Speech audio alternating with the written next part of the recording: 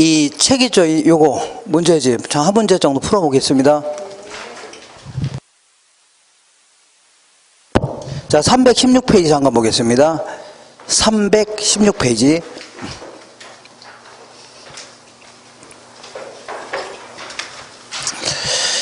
자, 7번 보겠습니다. 알론소의 입찰지대 이론에 관한 설명으로 틀린 것은, 요거는 아까 튀넨의 이론을 베꼈다고 했죠. 그러니까 튀넨의 고립국 이론을 도시공간에 적용하여 확장 발전시킨 것이다. 맞습니다.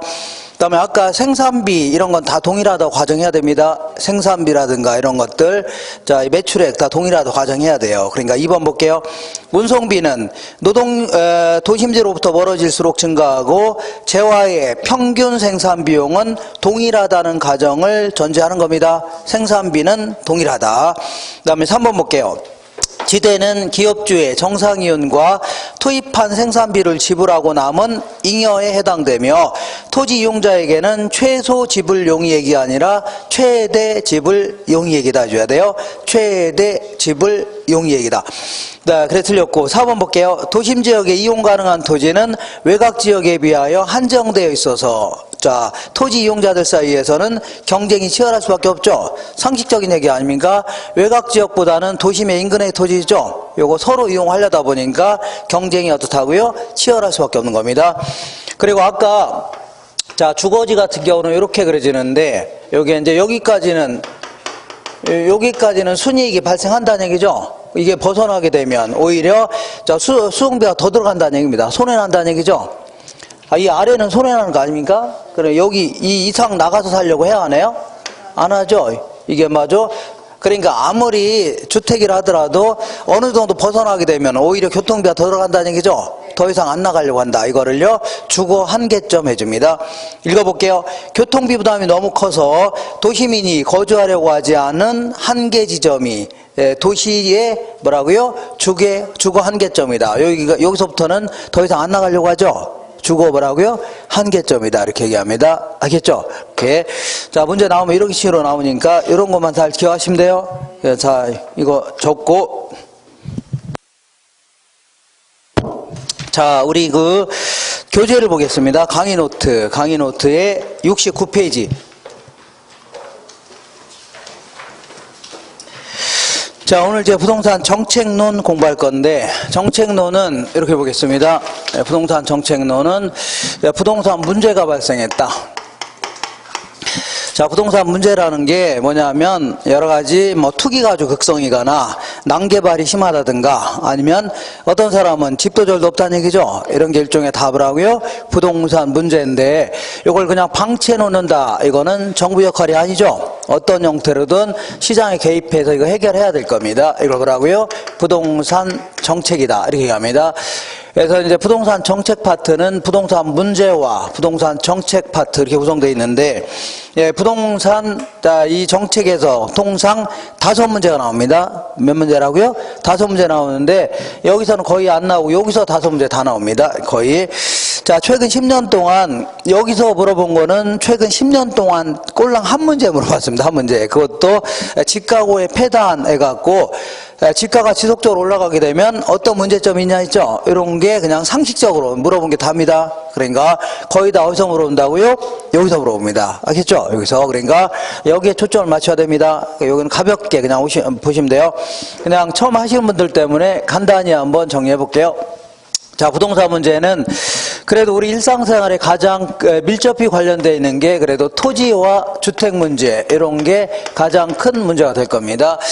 자, 토지 문제는 이렇게 두 가지 형태로, 먼저 우리 맥주 같은 게 부족하면 새로 만들면 되는 거죠. 근데 토지가 부족하다고 해서 새로 만들 수는 없는 거 아닙니까? 그래서 이 토지 부족 문제 이런 걸요, 물리적 토지 문제다 해줍니다. 항상 토지는 이제 부족하다는 얘기죠. 이걸 뭐라고요? 물리적 토지 문제. 그 다음에 이렇게 토지가 이제 한정돼 있으니까 특히 도시 인근의 토지 같은 경우에는 그 서로 이거 이용하려고 안 하려고요?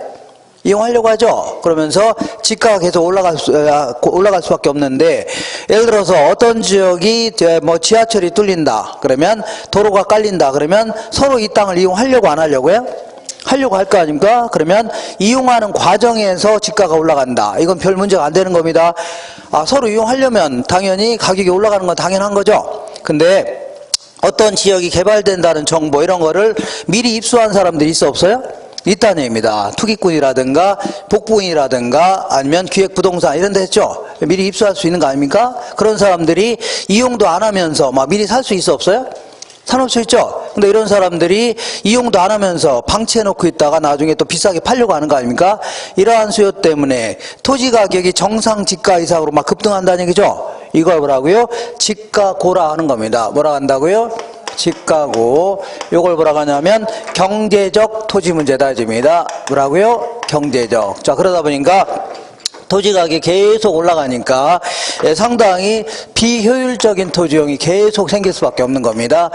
자, 도시 근처에 듬성듬성 이용도 안 하면서 막 사놓고 있는 사람 있죠. 이런 사람 때문에 땅 가격이 막 급등한다는 얘기죠. 그러다 보니까 공안지 이런 게 엄청나게 생기고 그러다 보니까 건설사는 도심에 땅 가지고 아파트 지었다가는 그 망하기 딱 좋죠. 그러니까 저 외곽 쪽에다가 나홀로 아파트 이런 거 막 지어대는 바람에 상당히요 비효율적인 토지용 이렇게 계속 생길 수밖에 없는 겁니다. 자, 그리고 늘상 얘기하지만 갑이라는 사람이 있는데 이 사람은 이 할아버지를 잘 만난 사람입니다. 할아버지가 이제 일본 시대 때, 강점기 때 일본 정부에 충성을 다하는 바람에 일본 정부가 막 땅을 막 공짜로 줬다는 얘기죠. 불화하고 그러다 보니까 그러한 그 사람을 우리는요, 친일파라는 겁니다. 뭐라고요? 친일파. 일본 정부가 이 대한민국에 조선에 와서 강점하는데 큰 일조를 했던 사람들 있죠. 이런 사람들을요, 친일파라는데 친일파를 한 명을 청산하지 못했습니다. 대한민국은. 오히려 그런 사람들이 오히려 득세했다는 얘기죠. 그러면서 그 해방 이후에 정치, 경제, 사회, 문화를 실질적으로 그런 사람들이 거의 100년 가까이가 지배해 온 겁니다. 사실은. 그죠? 우리가 돈 좀 있는 사람들한테는 약간 굽신돼요? 안 돼요? 굽신될 수밖에 없는 겁니다. 다 이런 구조입니다. 구조 자체가. 좀 힘 좀 있는 사람한테는 조금 아양 좀 떨고 하는 거 아닙니까? 이런 게 전부 다 뭐라고요? 그런 여파가 남아있는 겁니다. 사실은. 자, 그래서 어쨌거나 이런 사람을 그 중에 이제 이 사람이 할아버지를 잘 만났기 때문에 아버지도 잘 만났어 안 만났어요? 아버지 잘 만난 거 아닙니까? 그러니까 옛단어 3억 용돈 써라 한 거 아닙니까? 우리는 내 동생 우리 아들한테 3만 원 주면서도 아이고 이거 너무 많지 않냐 줬다가 한 10,000원 뺏기도 하는데 이 사람들은요 3억 딱 용돈 주면서 어떻게 해요? 아이고 이거 부족하지 않냐 1억 더 주겠다는 거죠. 이렇게. 자, 그래서 이런 사람들은 이제 개발이 예상된 지역에 땅을 구입했더니 6개월 만에 6억이 됐대나 어쨌거나. 그래서 어쨌거나 이런 사람들은 대한민국에서 힘 좀 있는 사람들, 그 다음에 돈 좀 있는 집안의 자제들 아닙니까? 그러니까 지네들끼리 몰려다닙니다. 돈 좀 있는 자들, 힘께나 있는 자들. 그러니까 이런 사람들은 어느 지역이 개발된다는 정보 이런 거 미리 알아요 몰라요? 알 수 있다는 얘기입니다. 그죠? 그러면서 거기다 6억을 투입했더니 1년 만에 배로 뛰어서 12억이 됐대나 어쨌거나 이런 식으로 계속 더 큰 땅을 갖게 됩니다. 그래서 대한민국 이거는 공식적으로 나오는 수치인데 대한민국의 상위 계층 1%가 전국에 있는 사유지의 60%를 갖고 있는 이러한 형태입니다. 그러나 웬만한 땅 다 그냥 최상위 계층 있죠? 다 갖고 있다고 생각하시면 됩니다. 우리는 기껏해야 아파트 밑에 있는 땅 같은 거 있죠? 이런 걸 갖고 있는 게 다다 생각하시면 돼요. 진짜입니다. 이렇게 상당히 분배 구조가 부적정하다는 얘기죠.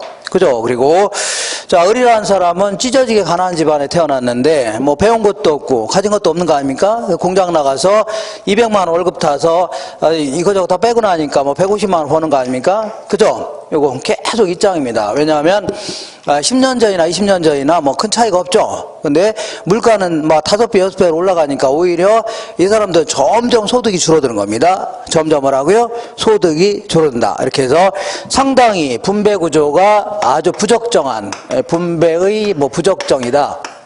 이런 게 상당히 문제가 될 수 있는 겁니다. 자, 이렇게 해서 이런 게 이제 토지 문제가 될 수 있고, 그 다음에 주택 문제는요, 주택 문제는 이렇게 두 가지 형태로 나눈다면, 먼저 양적 주택 문제다. 양적 주택 문제와 질적 주택 문제 구분할 수 있는데, 양적 주택 문제는요, 이 가구 수에 비해서 주택 수가 부족하다는 얘기죠. 이걸요, 양적 주택 문제입니다. 근데 우리나라는 이미, 자, 이 2011년도부로 주택 보급률 자체가 102.3%인가 이렇게 넘어갔습니다. 102%라는 게 뭐예요? 102%라는 것은 가구가 100가구라면 주택은 몇 채라고요? 102채가 넘어갔다는 얘기입니다. 이렇게. 그럼 이런 식으로 하게 되면 집 없는 사람이 없는 거 아닙니까? 그죠? 근데 아직도 그 집 없이 전월세 사는 사람이 40%가 넘어갑니다. 이게 왜 이런 현상이 나타나요? 한 사람이 여러 채 갖고 있으니까 그런 거 아닙니까? 뭐 그렇다고 해서 한 사람이 한 채 이상 못 갖게 한다. 이거는 뭐 논리 안 맞는 건, 안 맞죠? 자본주의 논리하고. 그러니까 어떤 형태로든 이 자가주택 보급률이죠. 이거 높일 필요가 있다는 얘기입니다. 그 다음에 집만 잔뜩 있으면 뭐합니까? 자, 이 달동네에 있는 주택 같은 경우는 주거 환경이 상당히 열악해요? 열악하지 않아요? 열악하죠? 이런 거 불량주택이라는데 이런 걸 어떤 식으로든 정부가 나서서 해결해야 되는 겁니다. 알겠죠? 이걸 뭐라고요? 질적 주택 문제다 해줍니다. 이렇게 해서 가볍게 하시면 돼요. 가볍게 하시면 되고. 자, 진짜 중요한 거는 이제 여기서부터가 이제 중요한 겁니다. 그러면 정부가 이제 부동산 문제를 해결하려고 개입하겠다 그런 얘기 아닙니까? 그럼 개입의 근거 하면 개입의 목적은 크게 이제 두 가지 형태로 개입합니다. 자, 정부가 개입하려는 목적은 크게는 이제 두 가지. 자, 먼저 비효율적으로 자원이 배분됐다 이렇게 얘기합니다. 비효율적으로 뭐라고요? 자원이 배분됐다. 약간 추상적인 용어가 들어가는 바람에 약간 까탈스럽게 느낄 수 있는데, 자, 요거를 뭐라 하냐면 시장이 실패했다집니다. 시장이 뭐라고요? 실패했다. 자본주의 메커니즘이 시장을 실패하게 만들었다는 얘기입니다. 이렇게 볼게요. 어쨌거나 비효율적으로 자원이 배분됐다는 얘기는, 자 볼게요. 이런 얘기입니다. 사회에서 필요로 하는 양이 딱 이만큼인데 이만큼 정도가 생산 공급했을 때 자원은요 효율적으로 배분됐다집니다. 근데 이거보다 훨씬 많이 생산되거나 훨씬 적게 생산하고 있다는 얘기죠. 그죠? 그러면 이렇게 된다면 어쩐지 별 문제가 없는 듯한데, 문제는 이런 식으로 생산하게 되면 누군가가 어마어마한 이익을 챙겨갑니다. 그죠? 누가 뭐라고요? 어마어마한 이익을 챙기면 누구는 손해봐요? 손해가 안 봐요? 손해본다는 얘기입니다. 그잖아요? 이런 거를요 시장이 뭐라고요? 실패했다.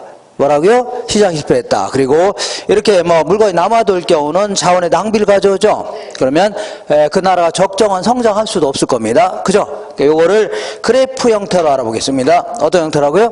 그래프 형태로. 자, 우리 이제 수요 공급 이론 할 때 이런 얘기를 해볼게요. 가격과 수량이 있는데, 자, 수요와 공급이 만나는 점에서 균형 가격과 수량이 결정돼야 한대요. 결정되죠? P0, Q0 결정되는데, 만약에 요 점에서 거래가 이루어진다면, 요 점에서 거래가 이루어진다면, 자 볼게요. 사고자 하는 양과 팔고자 하는 양이 일치하죠? 그죠? 그러니까 필요로 하는 양과 생산 공급하고자 하는 양이 딱 일치한다는 얘기죠. 그죠? 물건이 남아돌지도 않고 모자라지도 않고 이런 점을요 자원이 뭐라고요?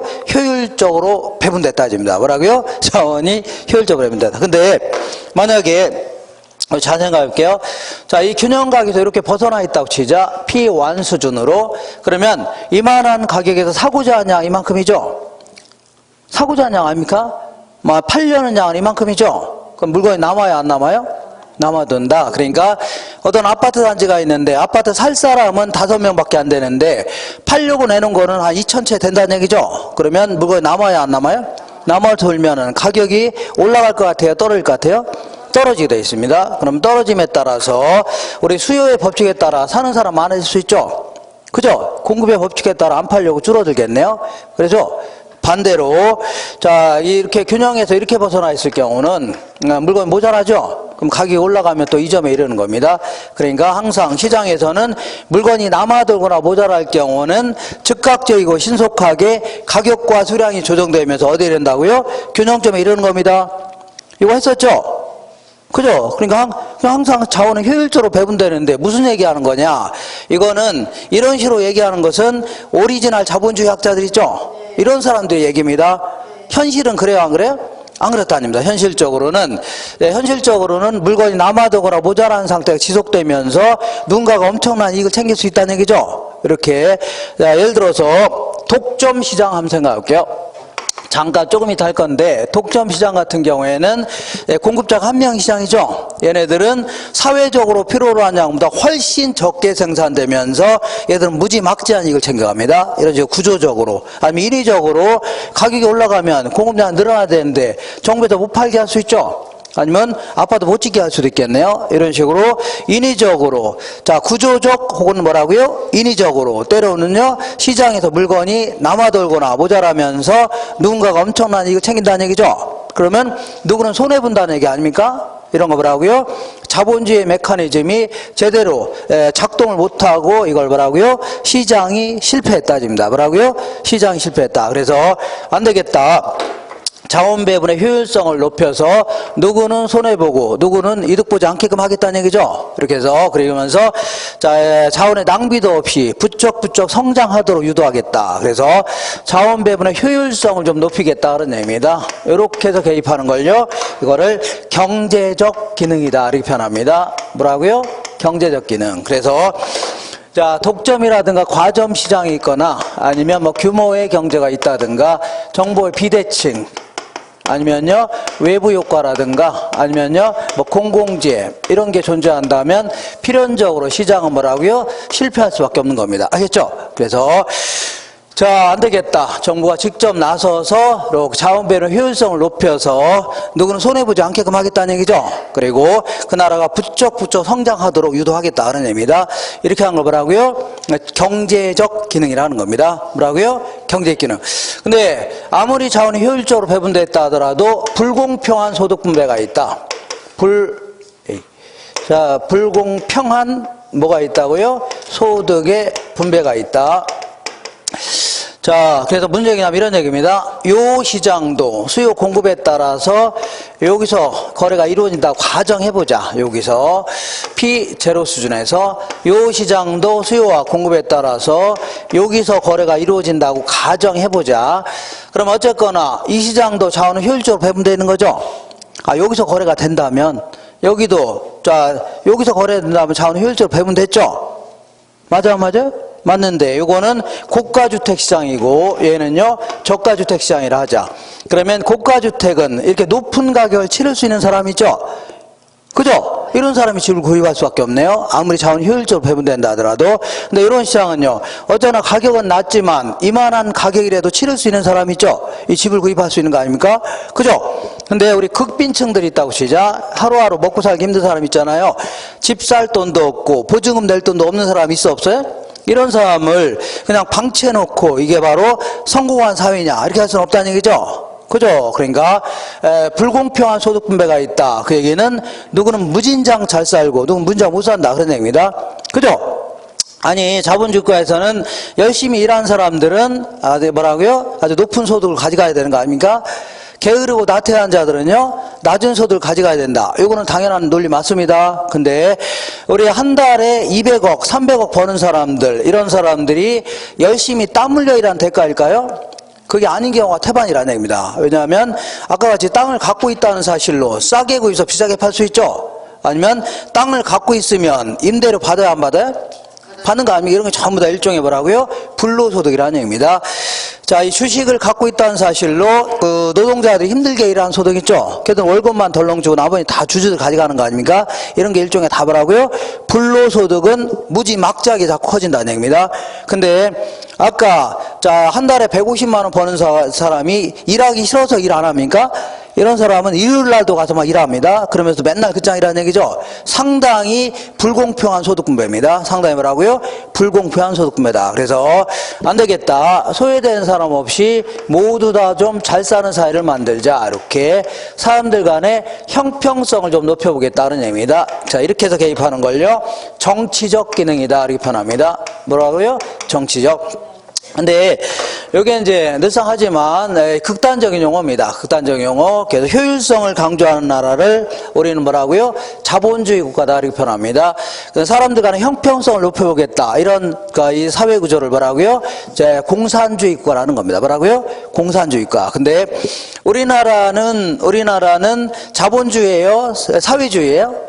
자본주의 국가 아닙니까? 그러니까 이 효율성을 가장 큰 근간으로 하는 겁니다. 그렇지만 어느 정도의 형평성은 달성해야 돼, 안 해야 돼요? 굶어 죽은 사람 있으면 대화인데요? 안 된다, 안 됩니다. 동시대에 아무리 게으르고 나태한다 하더라도 같이 살아나가는 사회에서 아주 못된 짓을 하지 않는 이상은 같이 점점 먹고 살 만큼은 살게끔 해야 될 거 아닙니까? 그잖아요? 그래서, 자, 어느 정도의 형평성을 달성할 것인가, 이런 거를요, 사회적 목표 이렇게 표현합니다. 뭐라고요? 사회적 목표. 우리나라 같은 경우는 어느 정도의 형평성을 달성할 것인가, 그 다음에 공산주의 같은 경우는요, 어느 정도 효율성을 달성할 것인가, 이런 게 하나의 뭐라고요? 사회적 목표입니다. 그래서 우리 이따가 하겠지만 이 주택정책들은 거의 대부분요, 정치적 목적으로 개입하는 게 일반적입니다. 뭐라고요? 정치적 임대료 같은 거 지원해주겠다. 공공 임대아파트 지어서 공급하겠다는 얘기죠. 이런 게 전부 다 거의 대부분요, 정치적 목적으로 개입하는 겁니다. 이렇게 해서 큰 틀을 갖췄죠. 약간 좀 추상적이지만 큰 틀을 갖춘 거 아닙니까? 그러면 곧바로 이렇게, 자, 70페이지, 71페이지, 72페이지까지 있죠. 이런 거 있어 없어요? 여러분, 부동산 문제인데 아까 얘기했지만 거의 안 물어봅니다. 그래서 시간 나시면 읽어보시고, 그렇지 않으면 굳이 읽어봐야 되겠다 그럴 경우는 동영상 찍은 거 있으니까 한번 보시면 됩니다. 너무 집착하지 마세요. 곧바로 73페이지 보겠습니다.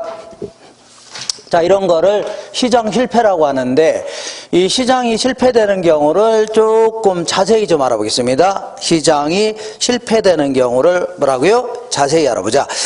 자, 어쨌거나 시장 실패는 맨 위에 볼게요. 73페이지 부동산 정책 있죠? 거기에 1절에 부동산 시장 개입의 목적 해갖고, 자, 우리 교재에는 아마 245페이지 있을 겁니다. 그 빨간 책 있죠? 요거. 자, 먼저 시장 실패라는 것은 아까 같이 자본주의 메커니즘이 이 시장의 어떤 그 가격 기능이 제대로 작동을 못하면서 이 균형점이 이래야 되는데 그렇지 못하고 물건이 남아돌거나 모자란 상태가 지속되면서 누군가가 무지막지한 이익을 챙긴다는 얘기죠. 이걸 뭐라고요? 시장이 실패했다입니다. 그래서 대표적인 경우가 불안전 경쟁인데, 자, 불안전 경쟁 시장의 대표적인 게 이제 독점이라든가 과점 시장입니다. 그러면 독점 시장을 한번 생각해 볼게요. 독점 시장은 공급자가 몇 명이 시장이에요? 한 명이 시장을 뭐라고요? 독점 시장하는 겁니다. 그러면 공급자는 얘들밖에 없으니까 지들 맘대로 가격을 올리거나 내릴 수 있어 없어요? 있는 겁니다. 근데 이제 가격을 자꾸 건들게 되면 그 소비자 단체도 가만히 있지 않겠죠? 그러니까 얘네들은, 자, 이 경제학적으로 어떻게 하냐면 생산량 조정을 통해서 우회적으로 가격을 결정하는 형태 있죠? 이런 형태를 취하게 됩니다. 경제학에서. 그러니까 A라는 방법이 있고 B라는 방법이 있는데, A라는 방법은 1000개를 생산하는 방법이고 B라는 방법은요 100개만 생산하는 방법을 볼게요.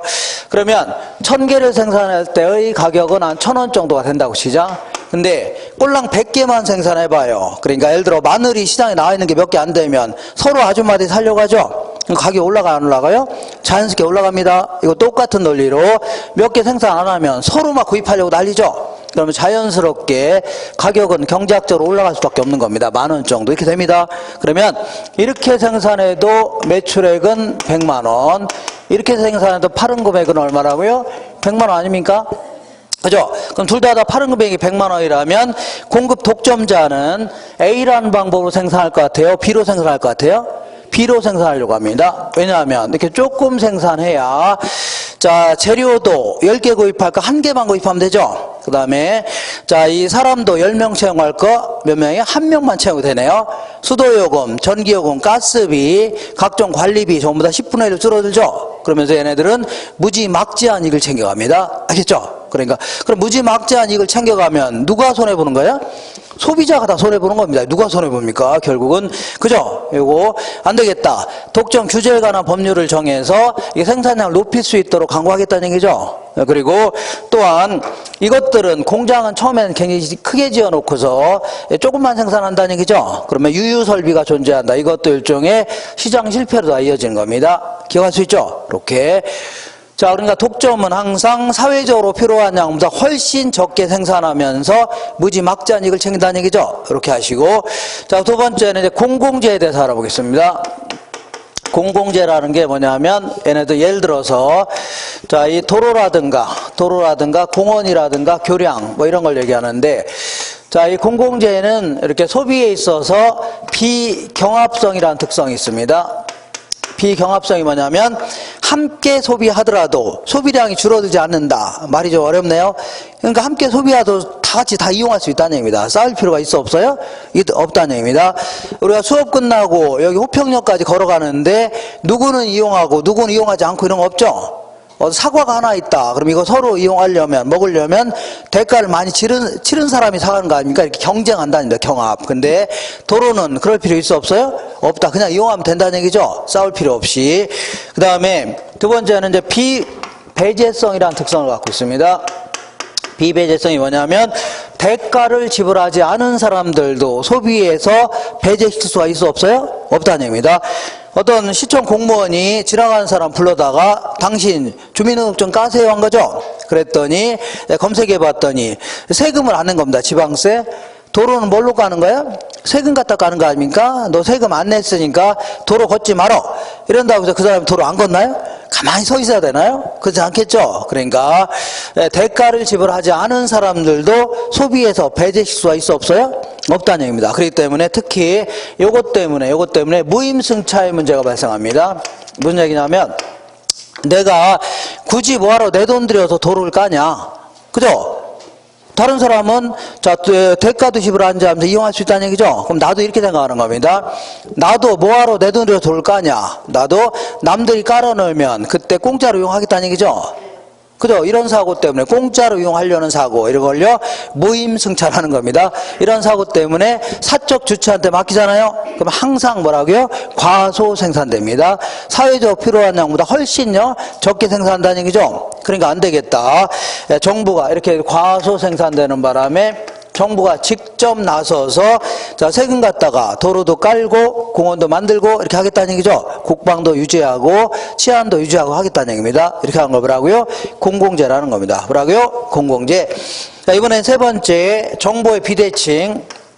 자 정보의 비대칭은 자 어떤 사람은 정보를 알고 있고 어떤 사람은 모르고 있다는 얘기죠. 그럼 정보를 알고 있는 사람들은 무지막지한 이익을 챙깁니다. 그러면 상대적으로 정보를 모르는 사람은요 그게 손해보는 거죠. 그죠? 이런 걸 뭐라고요? 이거를요, 저 정보에 어떻다고요? 비대칭이라는 겁니다. 나중에는 다 불공평한 소득 분배까지도 연결되는 겁니다. 이런 내용들 자체가.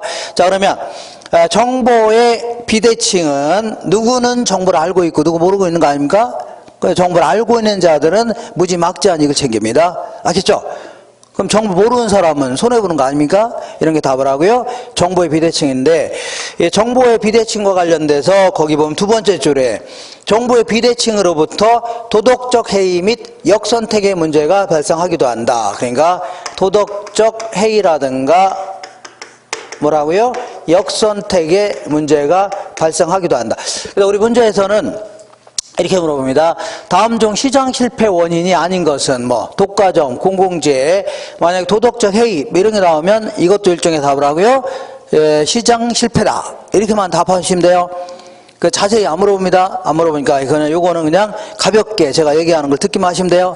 결론만 딱 이런 것들도 일종의 답을 하고요. 정보의 비대칭으로 시장 실패로 이어진다. 여기까지 하시면 돼요. 되겠죠? 이렇게. 자 그러면 도덕적 해이라는 게 뭐냐면 보험사가 있다. 자 어쨌거나 도덕적 해이는 법 제도적 허점 있죠. 법 제도적 허점을 이용해서 어떤 이익을 취하려는 이러한 사고 있죠. 그걸 뭐라고요? 도덕적 해이라는 겁니다. 예를 들어 볼게요. 보험회사가 있는데 갑이라는 사람이 있어요. 갑이라는 사람이 공장을 운영하다가 저 망하기 직전입니다. 물건이 하도 안 팔려서 뭐라고요? 망하기 직전이에요. 그러니까 창고에 물건이 쌓였어요? 안 쌓였어요? 쌓였다는 얘기죠. 이 사람이 망하기 직전에 보험사 몇 군데 찾아가서 화재보험 계약을 체결한 겁니다. 뭐라고요? 화재보험. 그러면 보험회사 입장에서는 기업이 보험에 든다고 하니까 보험료도 많이 줄 거 아닙니까? 그러니까 너 얼씨구나 좋다고 이제 계약을 체결했어 안 했어요? 한 건데 이 사람이 곧바로 무슨 일 저지르면 탄로날 가능성이 있죠. 그러니까 한 3개월 정도 지나서 그 창고하고 공장에다 일부러 불을 지른 겁니다. 불 질렀죠? 그러면서 전소된 겁니다. 그러면서 무슨 누전인지 뭔지 모르게 이유 모르게 불났다고 하면서 물어달라고 할 수 있죠. 그죠? 그럼 이런 게 입증하기 쉬워요? 어려워요? 어렵네요. 그죠? 그러면 어쩔 수 없이 보상해 줘야 되는 거죠. 그러면 만약에 이 보험회사가 이 사람이 그런 행동을 할 거란 거를 사전에 계약 전에 알았더라면 계약을 체결했을까 안 했을까요? 안 했죠. 근데 그걸 모르고 거래했으니까 이 사람 손해보고 얘는 이득 보는 거 아닙니까? 그죠? 정보를 알고 모르고 거래한 사람은 손해보고 아는 사람은요 이득 본다는 얘기죠. 이런 걸 일종의 뭐라고요? 도덕적 해이다. 법 제도적 허점을 이용해서 이익을 누리려는 사고 있죠. 이걸 뭐라고요? 도덕적 해. 우리 나이롱 환자 들어보셨나요? 뒤에서 박으니까 그냥 한 1년 동안 누워있는 사람 있잖아요. 이런 사람을 뭐라고요? 나이롱 환자다 이집니다. 이런 게 다 뭐라고요? 도덕적 해입니다. 처음 들어보나요? 나이롱 환자? 몰라요. 그래서 대화가 안 되네. 내일 나이롱. 자, 이번에는 역선택이라는 게 뭐냐면 이런 얘기입니다. 이거는 어떤 집의 매수자고 아파트 매수자고 얘는 매도자인데, 자, 이 매도자는 집 주인을 얘기합니다. 매수자는 사는 사람을 얘기하는데, 이 아파트 파는 자 입장에서는 자기 집이 층간소음이 심하다 이런 거 알아요, 몰라요? 알 거 아닙니까? 아는데 이제 아파트 팔려고 내놓으면서 우리 집 그 층간소음이 무지 심해요 이렇게 내는 사람 별로 없을 겁니다. 그냥 얘기도 없이 팔 거 아닙니까? 그죠? 그러면 못 모르고 이제 구입한 사람 입장에서는 잔금 다 치르고 가서 자, 이사까지 끝난 다음에 자, 누워서 자려고 했더니 애들 쿵쿵대는 소리가 다 들리죠? 그리고 저녁 때 막 피아노 교습도 하고 있는 거죠? 그죠? 그러면 이건 잘못하다가 살인도 일어나는 거 아닙니까? 그죠? 그러면 자, 얘는 만약에 그 재화의 특성이 아파트의 특성이 그 층간소음이 심하다는 거를 거래 계약 전에 알았더라면 구입했을까 안 했을까요? 안 했죠. 근데 이거를 거래 계약 이후에 재화의 특성이 나타난 겁니다. 이걸 뭐라고요? 역선택이다. 잘못된 선택이라는 얘기죠. 잘 모르고 선택하는 걸 뭐라고요? 역선택이다. 이것도 일종의 정보의 비대칭과 연결되는 겁니다. 알겠죠? 그러니까 크게 손해볼 수 있네요. 그 다음에 이번에는 자, 외부 효과에 대해서 알아보겠습니다. 무슨 효과라고요? 외부 효과는 그 다음 외부 효과 맞죠? 외부 효과는 저 갑이라는 사람이 있는데 이러한 사람이 뭐 어떤 제3자한테 자기가 전혀 모르는 제3자한테 어쨌거나 손해를 입혔으면 보상해야 돼 안 해야 돼요? 보상해야 되죠. 그런데 조금 이따 하겠지만 구조적으로 막 보상 안 하고 있다는 얘기죠. 가만 놔뒀더니 보상해요 안 해요? 안 한다는 얘기죠. 그러면 얘는 크게 이득 보고 얘는 손해보는 거 아닙니까? 이거 가만 놔두면 안 되니까 정부가 나서서 이렇게 남한테 손해 입히는 자들한테는 세금 같은 거 저한테 부과하겠다는 얘기입니다. 부담금 같은 거 부과해서 손해는 안 자한테 주겠다는 얘기죠. 이런 형태로 뭐라고요? 외부 효과라는 겁니다. 근데 외부 효과는 부동산과 관련돼서 중요성이 좀 높습니다. 그래서 요거는 따로 공부하기로 하고, 마지막으로 규모의 경제에 대해서 알아볼게요. 자, 규모의 경제라는 것은 규모가 점점 커짐에 따라서 장기 평균 생산 비용 있죠? 그래, 비용이 자꾸 절감되는 효과. 이걸 뭐라고요? 규모의 경제라는 겁니다. 그러니까 거꾸로 한다면 규모가 커짐에 따라서 비용이 절감되죠? 그럼 거꾸로 한다면 규모가 커질수록 이익은 커진다는 얘기예요? 작아진다는 얘기예요? 비용이 절감되면 이익은 커진다는 거 아닙니까? 이걸 뭐라고요? 규모의 경제다. 한마디로 얘기하면 덩치가 클수록 이익은 커질 수 있다는 얘기죠. 이걸 뭐라고요? 규모의 경제다. 그러니까 이 앞에 이마트 같은 경우에는 덩치가 커요, 작아요? 크잖아요. 그럼 얘네들은 물건을 구입할 때 물건을 소량 구입할까요? 대량 구입할까요? 대량 구입하면서 무지막지하게 싸게 구입합니다. 항상 제가 똑같은 예를 드는데 내가 지나가다 수박을 한 통 구입할 때는 10,000원이죠. 근데 내가 이러는 겁니다. 아저씨 여기 있는 수박 전부 다 주세요. 7,000원씩에. 그럼 아저씨도 팔고 얼른 가실 수 있는 거죠. 이런 게 일종의 답을 하고요. 규모의 경제입니다. 그러니까 이마트 같은 경우는 물건을 무지막지하게 싸게 구입합니다. 그러다 보니까 조금 싸게 팔더라도 그 지역을 다 지배할 수밖에 없는 구조입니다. 우리가 웬만하면 다 이마트 가는 거죠. 좀 물건 조금 사는 거 외에는 너무 귀찮지 않은 이상은 다 그쪽으로 가는 거 아닙니까? 그러면 자연스럽게 그 지역은 규모 때문에 그 지역을 지배하는 구조가 됩니다. 알겠죠? 이걸 뭐라고요? 자연 독점이다. 수박 파는 데는 많은데 그쪽이 다 뭐라고요? 거기 지배한다는 얘기죠? 이렇게 해서 간단히 알고 계시고, 자, 이번에는 그 외부 효과에 대해서 좀 알아보겠습니다. 어떤 효과라고요? 외부 효과. 자, 이렇게 해서 그 이유를 간단히 알고 계셔야 됩니다. 자, 이번에 지금 계속 뭐 하는 거냐면, 왜 시장이 실패하냐, 요거에 대해서 계속 알아보는 겁니다. 왜 시장이 실패하냐. 한 페이지 넘겨볼게요. 74페이지. 자, 외부 효과에 대한 기본적인 취지를 먼저 살펴볼게요. 갑이라는 사람이 을한테 사과를 100개를 팔았습니다. 그러면 이런 자들을 뭐라고요? 거래 당사자 이렇게 할게요. 뭐라고요? 거래 당사. 그러면 근데 을이라는 사람이 택배로 받았는데 열어봤더니 10개가 썩어 있는 거죠? 그죠? 그러면 자, 을은 가만히 있어 가만히 있지 않아요? 가만히 있지 않겠죠? 당장 전화해서 10개 가져가라. 아니면요 돈을 깎아달라고 요구할 수 있죠? 이런 걸, 그죠? 그러니까 거래 당사자 간에는 누구한테 손해 입히면 당연히 이 가격과 수량이 반영됩니다. 이걸요 시장 내부 효과라는 거야. 시장 기능으로 다 해결된다는 얘기입니다. 이거라고요? 시장 내부 효과. 근데 갑이라는 사람이 자, 이거는 뭐 거래 당사자가 아닌 전혀 모르는 제3자입니다. 뭐라고요? 전혀 모르는 제3자한테 어쨌거나 손해를 입혔으면 그에 따라서 보상해야 돼, 안 해야 돼요? 보상해야 되는 거 아닙니까? 그죠? 그러니까 예를 들어서 내가 지나가다가 차 끌고 가다가 지나가는 여자분을 넘어뜨려서 코를 깨트렸다는 얘기죠? 그러면 내가 그 사람한테 보상해야 돼, 안 해야 돼요? 해야 되는 거 아닙니까? 근데 조금 이따 하겠지만 자, 구조적으로 보상 안 하고 있다는 얘기죠? 이따 할 건데 보상 안 하고 있는 상태라는 얘기죠? 그러면 이 시장 기능에 맡기니까 해결돼야 한대요? 안 되기 때문에 정부가 나서서 이런 자들한테는 부담금 같은 거 부과시켰다는 얘기죠. 이렇게 정부가 나서서 외부적으로 해결하겠다는 얘기입니다. 이거 뭐라고요?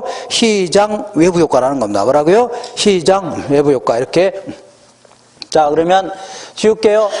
자, 그러면 외부 효과는 크게 이제 두 가지 형태로 구분할 수 있는데, 이렇게 보겠습니다. 여기다가 이렇게 박스를 딱 그리면 이렇게 얘는요 외부 경제, 얘는 뭐라고요? 외부 불경제. 이걸 다른 말로 얘는 정의 외부 효과 이렇게 합니다. 얘는 뭐랄까요?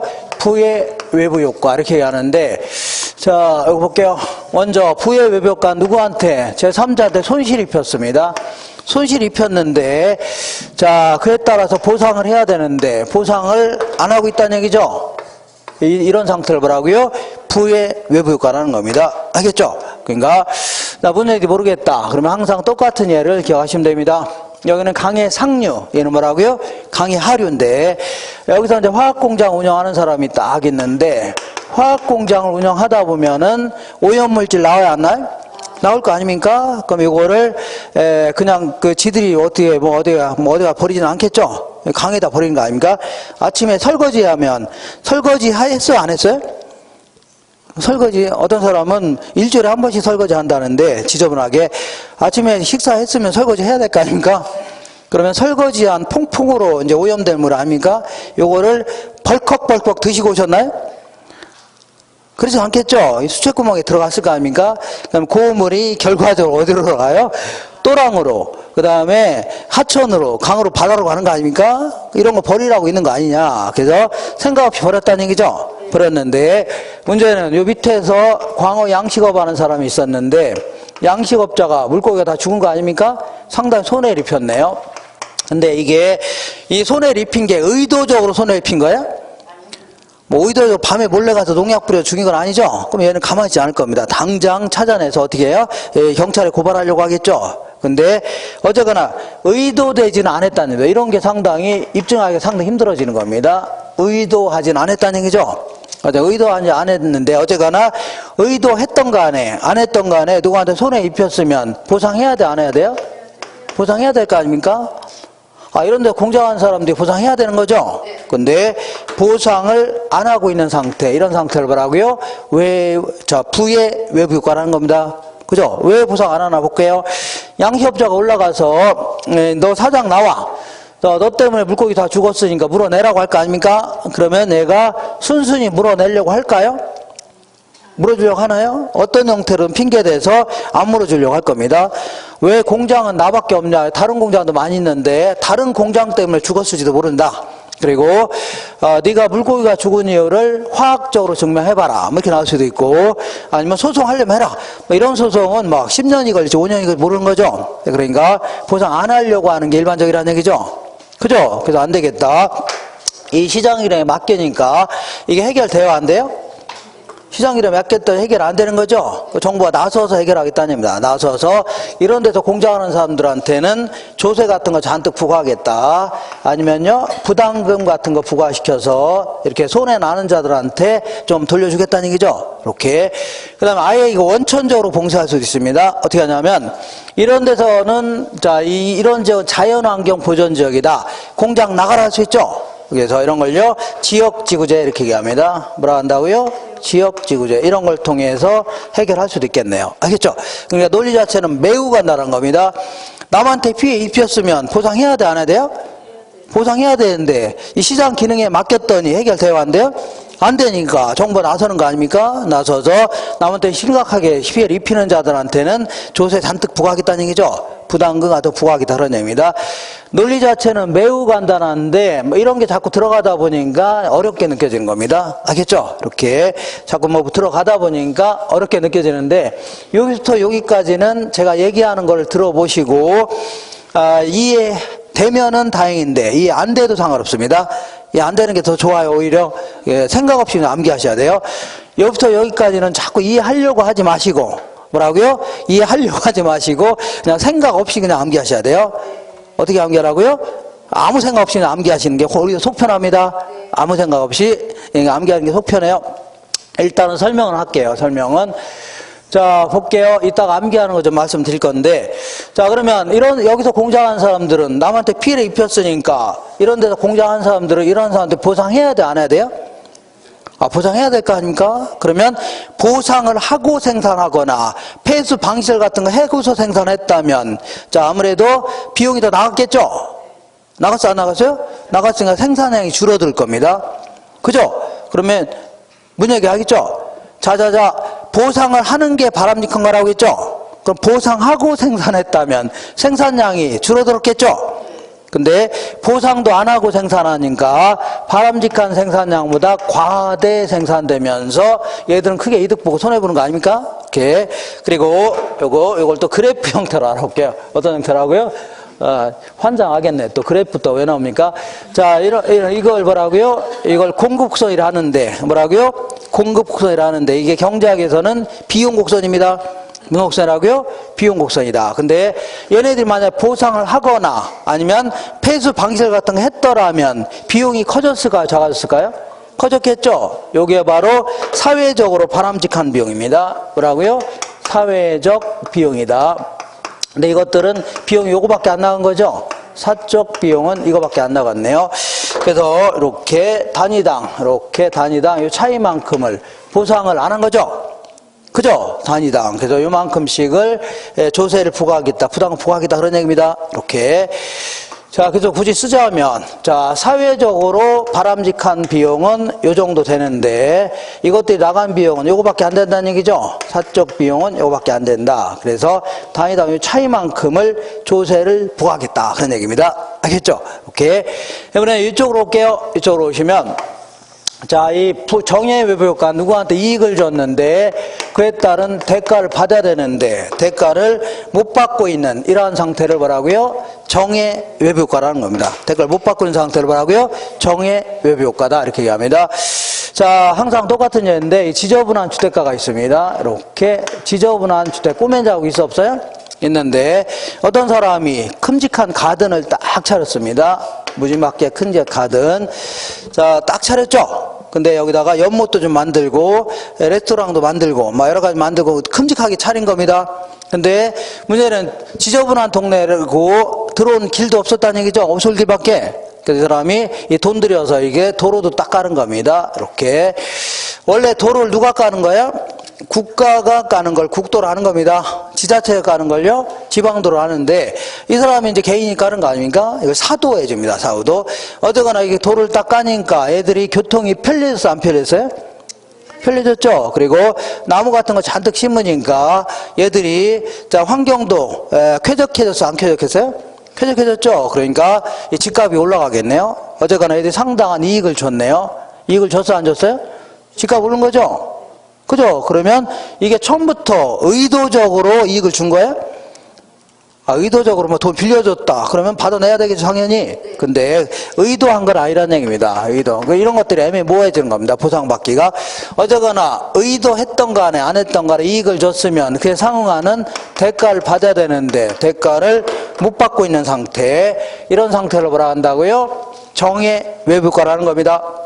그러니까 이 가든 주인이 가만히 보니까 내가 가든 차리는 바람에 집가격이 문제가 올랐다는 얘기죠.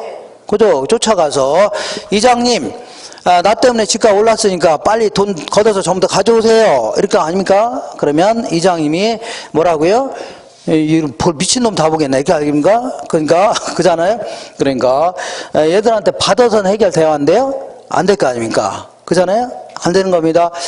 자, 그래서 이제 안 되겠다. 그러니까 대가를 못 받으니까 얘는 이득 보기에 손해보는 거 아닙니까? 상대적으로. 그죠? 그래서 정부가 나서겠다. 그런 얘기인데, 정부가 자체로 해결돼야 한대요? 안 되니까 나서겠다는 얘기죠. 그러면 시청 직원이 가서 얘들한테 돈 달라고 한다고 해서 얘들이 줘요, 안 줘요? 시청 직원이 가서 달라고 해서 줘요? 안 주는 겁니다. 왜 줍니까? 자, 그래서 이거는 정의 외부 효과는, 자, 생각해 볼게요. 어떤 사람의 행위가 공공 다수의 이익을 준 거죠? 원래 도를 원래 누가 가려야 돼요? 국가가 가려야 되고, 그 다음에 녹지공가 이것도 전부 다 사람 시켜서 국가가 하는 거죠? 파란색 모자 쓰고만 하는 거 아닙니까? 이거를 얘네들이 대신해 준 거 아닙니까? 얼마나 기특합니까?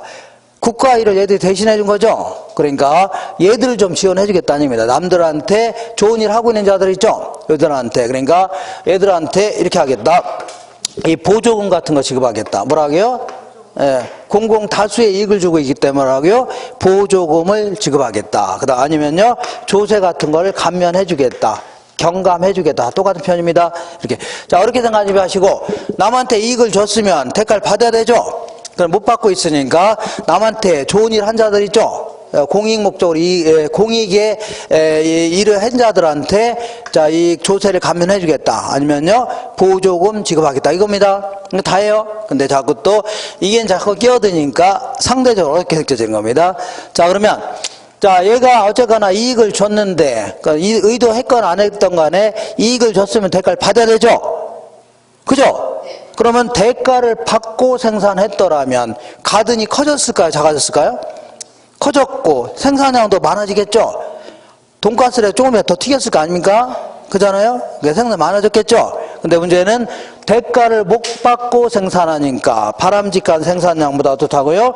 과소생산되면서 얘들은 크게 이득 보고 손해보는 거 아닙니까? 상대적으로. 그죠? 자, 그리고 요거를 그래프 형태로 알아볼게요. 요거를 수요곡선이라는데, 이 수요곡선이 경제학에서는 효용곡선이라는 겁니다. 뭐라고요? 효용. 내가 이만한 물건을 구입할 때 이만한 효용이 있으니까 이만큼 지불하겠다는 얘기죠. 이거 쭉 연결한 겁니다. 효용을 다른 말로 만족감을 다른 말로 편익, 이런 표현도 씁니다. 뭐라고요? 편익. 그럼 이거 편익곡선이라는 겁니다. 근데 이 지역은 어쩌거나 깨끗한 동네로 바뀌었죠? 교통도 편리해졌죠? 수요가 증가하면서 누군가가 엄청난 큰 편익을 누리고 있는 거죠? 대가도 지불하지 않으면서. 그래서 이게 사회 전체적인 편익입니다. 사회적 편익이다, 집니다. 자, 근데 요거는요, 대가를 지불한 만큼의 편익을 뭐라고요? 사적 편익이라는 겁니다. 뭐라고요? 사적 편익. 그래서 이 공국서 이렇게 지나간다면 단위당 이만큼씩 대가를 지불했어요, 안 했어요? 안 했죠? 그죠? 그래서 대가도 지불하지 않으면서 큰 편익을 누리고 있는 거죠? 그래서 이만큼씩을 공급자를 지원해 주겠다는 얘기입니다. 어떤 식으로요? 보조금 지급하겠다. 뭐라고요? 조세를 감면해 주겠다. 그런 논리입니다. 알겠죠? 이렇게. 그래서 사회 전체적인 편익은 이만큼인데 사회적 편익이다. 그 다음에 그 대가를 지불한 편익은 이만큼이라는 얘기죠. 사적 편익은 이만큼. 이 차이만큼을 보조금 지급하겠다는 얘기입니다. 알겠죠? 그리고 이거를 비용 측면, 편익 측면에서 따질 수도 있는데, 그런 거 굳이 따질 필요 없습니다. 따질 필요 없고 그냥 이렇게 요 중심 하나 딱 잡는다면, 이렇게 중심을 딱 잡는다면 비용 측면에서는 거꾸로 해주면 됩니다. 이렇게 사회적 비용이 뭐보다 작다고요? 사적 비용보다는 작다. 이렇게. 얘는 뭐라고요? 편익 측면에서는 거꾸로 해주면 돼요. 사회적 편익이 뭐보다 작다고요? 사적 편익보다는 작다. 이렇게. 그 다음에 요거는 뭐와 밀접히 관련되어 있냐면 freeze. 그 다음에 in my. 자, front라는 게 앞이란 뜻입니다. 야드는요, 마당이다. 제 발레 앞마당에, 우리 앞마당에 뭐 지하철이 뚫렸으면, 호수가 들어왔으면, 이런 거 있죠? 그죠? 이렇게 대가도 지불하지 않으면서 이익을 누리려는 좋은 시설은 자꾸 막 유치하려는 지역 이기주의 같은 거 있죠? 대가도 지불하지 않으면 이걸요, 핀피 현상이라는 겁니다. 뭐라고요? 핀피 현상. 그 다음에, not in my. 자, 안 된다는 얘기죠? 백이라는 게 뒤라는 얘기고, 야든 뒷마당에는 안 된다는 얘기죠? 우리 뒷마당에 화장터가 들어오면 안 돼. 아니면요, 사드가 배치되면 안 돼. 이런 식으로, 그 보상도 못 받으면서 손해는 안 보겠다는 지역 이기주의 같은 거 있죠? 안 좋은 시설은 유치하지 않으려는 지역 이기주의. 이런 거 뭐라고요? 님비 현상이라는 겁니다. 알겠죠? 님비 현상. 이렇게. 자, 그래서 요거를 이렇게 여기서부터 여기까지는 뭐라고요? 암기하라고 했죠? 어떻게 암기하라고요? 아니, 어떤 식으로 암기하라고? 생각 없이 암기하라고 했죠. 생각 없이. 예? 문외인 상태에서 암기하셔야 돼요. 이렇게. 뇌가 없는 상태에서 암기하셔야 돼요. 그렇지 않으면 괜히 따지려다가 오히려 시간만 많이 걸리고 오히려 역효과가 나타납니다. 알겠죠? 괜히 따지려다가 뭐라고요? 역효과가 나타납니다. 그러니까 요건 알 수 있겠죠? 아주 간단한 거 아닙니까? 자, 볼게요. 남한테 피해 입혔으면 보상해야 돼, 안 해야 돼요? 해야 되는데 안 하고 있으니까 보상 안 한 놈들한테 조세라든가 부담금 부과하겠다, 그런 얘기입니다. 남한테 이익을 줬는데 대가를 못 받고 있다는 얘기죠. 그래서 이거는 남한테 이익을 주는 자들 있죠. 좋은 일 하는 자들한테 보조금 지급하겠다, 감면해주겠다, 그런 얘기예요. 그 나머지는 암기하셔야 되는데 이렇게. 자, 이렇게 먼저 항상 청소부대다. 무슨 부대라고요? 청소부대다. 자, 정의 외부 효과가 발생하면요, 과소 생산되고, 부의 외부 효과는요, 과대 생산됩니다. 무슨 부대라고요? 청소 부대다. 그 다음에, 여기는요, 여기는 정말 너의 피분이 이렇게, 정말 너의 뭐라고요? 피분이 이렇게. 자, 중학교 동창을 만났는데 피부가 아주 좋아졌다는 얘기죠. 그래서 너 껍데기 어디서 바꿨냐, 이렇게. 정말 너의 피부니 물어볼 수 있죠. 그러니까 정의 외부 효과는 뭐라고요? 핀피 현상. 부의 외부 효과는요, 님비 현상. 정말 너의 뭐라고요? 피부니, 이렇게. 그리고 요거는 실전에서 물어볼 가능성은 많지는 않은데, 그래도 뭐 모의고사에서는 가끔 물어봅니다. 어디서요? 모의고사. 그래서 정사편. 자, 이 19세 이상 영화에 보면 정사편 있어, 없어요? 있죠. 거기에 나오는 느끼한 남자 이름이 뭐라고요? 부삽입니다. 느끼한 남자 이름이 뭐라고요? 부삽이다. 그래서 정의 외부 효과가 발생하면 사회 전체적인 측면을 강조해야 됩니다. 어떤 측면이라고요? 사회 전체적. 그러니까 사회적 편익이 뭐보다 크다고요? 사적 편익보다 크다는 얘기죠. 사회적 편익이 뭐가 더하고요? 사적 편익보다 크다. 그러면 비용은 거꾸로 해주면 됩니다. 사회적 비용이 사적 비용보다 작겠네, 이렇게. 그 다음에 부의 외부 효과는요, 사회적 비용이 사적 비용보다 크다는 얘기죠. 그죠? 그럼 거꾸로 한다면 편익 측면에서는요, 사회적 편익이 사적 편익보다 작습니다. 거꾸로 해주면 돼요. 그래서 나중에 몇 번 연습하면 돼요. 금방 합니다. 이렇게 해서 이건 암기하셔야 돼요. 알겠죠? 다시 재밌으니까 한번 해볼게요. 정소부대다. 정의 외부 효과는 뭐라고요? 과소 생산되고 부의 외부 효과는요, 과대 생산된다. 정의 외부 효과는요, 사회적 편익이 뭐보다요? 사적 편익보다 크다. 부의 외부 효과는요, 사회적 비용이 사적 비용보다 크다는 얘기죠. 그 다음에 정말 너의 피부니. 그러니까 정의 외부 효과는요, 핀피. 부의 외부 효과는요, 님비 현상, 이렇게 얘기합니다. 알 수 있죠? 그래서 이렇게 해서 잠깐만 쉬었다가 지우지 마시고 계속 진행할 겁니다.